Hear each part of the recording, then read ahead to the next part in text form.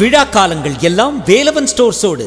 Very NEET, ரொம்ப அற்புதமான இந்த காலத்துக்கு தேவையான ஒரு செய்தி. அது ஏவா ஏவான்றது வேற. அப்பா அம்மா பிள்ளைங்க அண்டர்ஸ்டாண்டிங் என்ன? அப்பா அம்மா சொல்கிறத பிள்ளைங்க கேட்குறாங்களா, பிள்ளைங்க சொல்கிறத அப்பா அம்மா கேட்குறாங்களா என்ற பிரச்சனையை அடிப்படையாக ஒவ்வொரு குடும்பத்தில் நடக்குது. ஒவ்வொரு குடும்பத்தில் நடக்குது. இப்போ விஞ்ஞான வளர்ச்சியில் பல சாஃப்ட்வேர் பெரிய வளர்ச்சியும் கொடுத்துருக்கிறது, பல அழிவுகளையும் கொடுத்துருக்கிறது. நீங்கள் உதாரணமாக ரம்மி கேம், சூதாட்டம் பல குடும்பங்களை பாழாக்கி பல குடும்ப தலைவர்கள், குழந்தைகள், பிள்ளைகள், மாணவர்களை அழிச்சிச்சு. போதையில் அது ஒரு போதை. இதை தமிழக அரசு சட்டம் போட்டு பல குடும்ப தலைவர்கள் பேராசையில் ஆடி எல்லாம் மனநோயாளியாகி கெட்டு போனாங்க. 20க்கும் மேற்பட்ட இறந்து போனாங்க.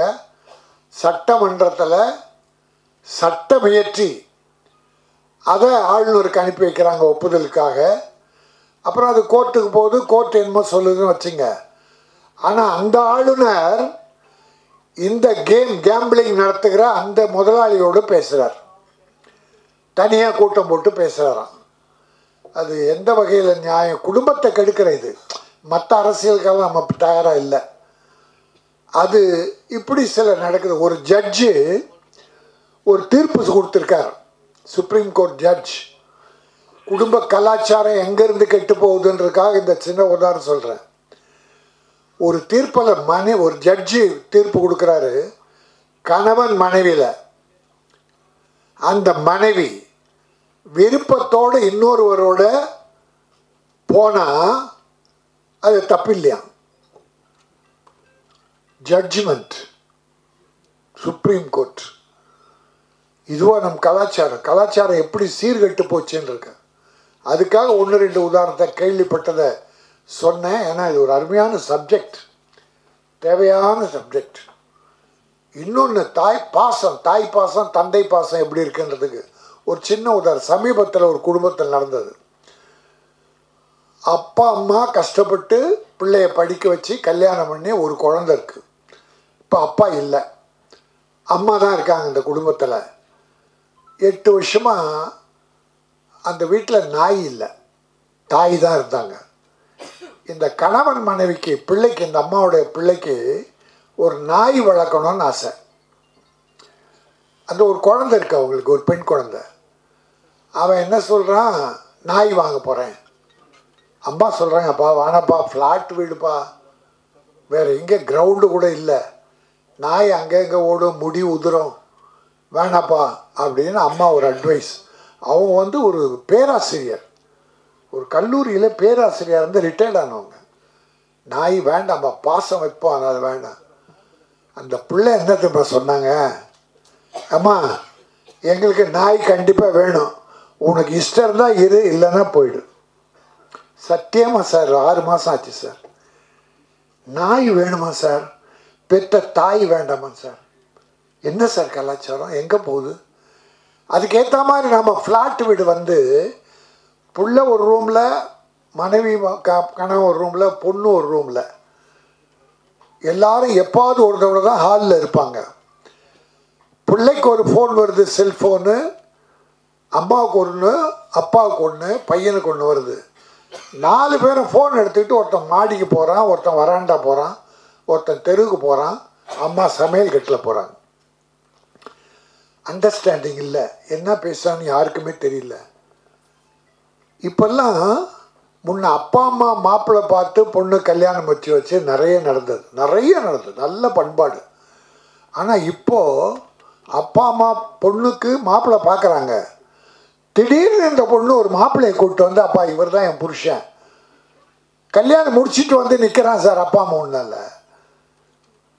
ஏன்னா நம்ம எல்லாம் ஃபேமிலிஸாக இருக்கோம். அதுக்காக ஒரு சின்ன வருத்தத்தை பகிர்ந்துக்கிட்டேன். இந்த கதை ஒரு அற்புதமான மேட்ரை குடும்பங்களுக்கு சொல்கிற ஒரு அற்புதமான விஷயம். அதை முத்து என் தம்பி பிரமாதமாக பண்ணியிருக்கீங்க தம்பி, நல்லா பண்ணியிருக்கீங்க. சீனிவாச குரு ப்ரொடியூசர், இந்த படத்தை துணிச்சலாக எடுத்திருக்காரு. அதில் கூட அவர் வேற ஒரு படம் ட்ரை பண்ணாராம். இந்த கதையை பொண்ணுக்கிட்ட சொல்ல அந்த பொண்ணு அப்பா இதான் எடுக்கணும்னு சொல்லிச்சான். அதனால் இந்த படம் வெற்றி பெறும். ஏன்னா இந்த காலத்து பிள்ளை எப்படி வாழணும் குடும்பத்தோடுன்ற விரும்பி தான் இதை மக்களுக்கு சொல்லணும்னு அது அப்பாவுக்கே இந்த படத்தை எடுங்கன்னு சொல்லியிருக்கு. அந்த அப்பா பொண்ணு பேச்சை கேட்டான் பார், குரு நீ வாழ்க, அப்பா வாழ்க, அம்மா வாழ்க, பிள்ளைகள் வாழ்க. ரொம்ப அற்புதமான விஷயம். ஒரு வீட்டில் புருஷன் பொண்டாட்டி இருக்காங்க. பொண்டாட்டி சமையல் ரூமில் இருக்கான், புருஷன் பெட்ரூமில் இருக்கான். புருஷன் ஃபோன் பண்ணுறான் பொண்டாட்டிக்கு பெட்ரூம்லேருந்து. ஃபோன் பண்ணால் என்னது, நீங்கள் தொடர்பு கொள்பவர் தொடர்பு எல்லைக்கு அப்பால் உள்ளார். எங்கே ஒரு 50 அடி தூரம் தான். இன்னொரு ஃபோன் போட்டான், என்னடா இவளை காணன்னு. நீங்கள் தொடர்பு கொள்பவர் வேறு ஒருவருடன் தொடர்பில் இருக்கிறார். புருஷன் பொண்டாட்டிக்கு அங்கே ரகலை வராது. அப்படி ஆயிடுச்சு. இப்போது மனசெல்லாம் மாறி போச்சு. ஒத்த மனம் இல்லை. அந்த கூடத்தில் 16 பிள்ளைகளை வச்சு பாட்டி சாதம் உருட்டி கொடுக்கும். 16 பிள்ளை கையில் வாங்கும். அந்த காலம் போய் பெற்ற அப்பா அம்மாவுக்கு பிள்ளைகளுக்கே இப்போ தொடர்பு இல்லாமல் போச்சு. இந்த காலத்துக்கு தேவையான ஒரு அற்புதமான படம் சிக்லட். இந்த படம் நிச்சயம் வெற்றி பெறும். ஏன்னா இப்போ சின்ன படங்கள் சில வெற்றி பெறும், ஜனங்கள் ஏற்றுக்கிறாங்க, பார்க்குறாங்க. டாடா, குட் நைட், இருகப்பற்று, போர் தொழில், இப்படி இன்னும் ஒரு 10 படம் இருக்குது இந்த வருஷத்தில் வெற்றி பெற்ற படங்கள். அதில் இன்னொன்று, இந்த ஹீரோவை பண்ண தம்பி அப்போ ஏதோ ஒரு 50 படம் ஹீரோவை நடித்த மாதிரி ஒரே ஷாட்டில் அவ்வளோ பெரிய டைலாக்கை பிரமாதமாக பண்ணியிருக்கான். அது டைரக்டருடைய திறமை, அந்த தம்பியுடைய திறமை. அவர் தெலுங்காக இருந்தாலும் சரி, தமிழாக இருந்தாலும் சரி, தெலுங்கும் எங்கள் சகோதரர்கள் தான். தமிழ் மீது நன்றி உள்ள வரை தெலுங்கு நாங்கள் வரவேற்போம். தமிழர்கள் மீது நன்றி உள்ளவர். ஏன்னா இப்போ நம்ம ஹீரோக்களும் மற்றவங்களும் அங்கே போகிறாங்க, அங்கே இருக்கவங்களும் இங்கே வர்றாங்க, அது தப்பே இல்லை. ஆனால் இன்னும் க்ளோஸ் பண்ண என்ன க்ளோஸ் பண்ணோன்னா அதுதான் தப்பு. ஆக இன்றைக்கு ஒரு அற்புதமான விழா. இந்த ஆடியோ ஃபங்க்ஷனில் கலந்துக்கிட்டோம். நல்ல ட்ரெய்லர் பார்த்தோம்.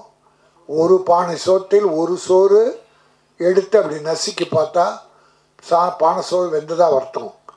ஆனால் நான் ரசிக்கு பார்த்ததை வாயில் போட்டு ருசித்து பார்த்தேன். அந்த சாதம் பிரமாதமாக வெந்திருந்தது. இந்த சிக்லெட் அற்புதமாக வேகத்தோடு அற்புதமாக பண்ண படம் மிகப்பெரிய வெற்றி பெறும். சீனிவாச குரு ஒரு நல்ல ப்ரொடியூசர் வருவார். முத்து மிகச்சிறந்த இயக்குனராக வருவார். உங்களுடைய அன்பும் ஆசியும் அவர்கள் வேண்டும். நன்றி, வணக்கம்.